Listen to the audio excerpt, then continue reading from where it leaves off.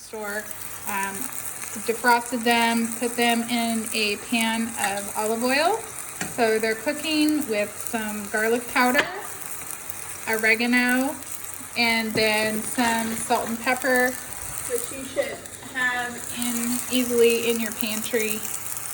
And then just go ahead and covered it, put them in the pan, and then I'm gonna cook this. Here I have a pot of pasta going, and just some protein pasta with some penne noodles. And we're gonna have a good dinner. So you can see the pan is starting to lose all its liquid, and they're getting white around, and you're getting a nice brown. So I'm gonna go ahead and flip them over. I don't want them to burn. And get those all turned over.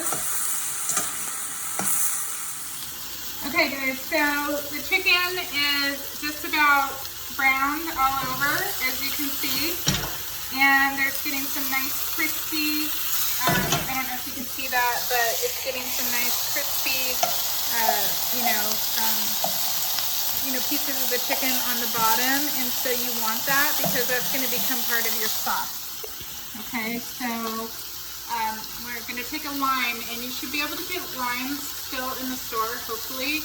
We have a lime tree, so it's kind of convenient, but you're going to just stick a fork in and turn that heat down just a little, but not too much.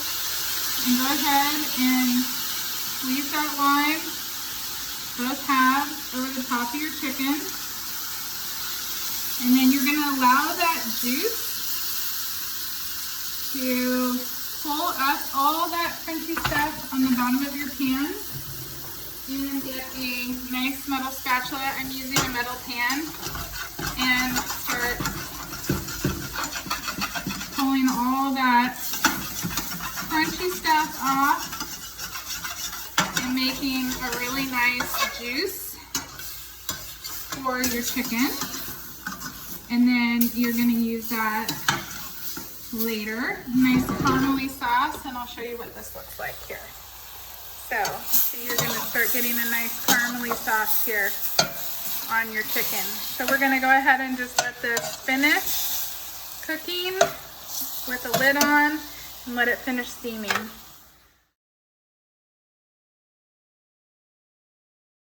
Okay, so I've got my pastas draining, and over here I have half a stick of butter with just a little bit of olive oil added to it to help it for my butter not to burn. I don't have chopped fresh garlic, but if I did, I would go ahead and put that in. But because we're just doing a recipe from things that you can use in your pantry for flavor, I'm gonna go ahead and chop up some of these deli sliced hot jalapeno peppers. And I've already got those over here. And I'm just gonna go ahead and put those in. And these are gonna add a lot of flavor to your pasta. I'm gonna put a little bit of half and half.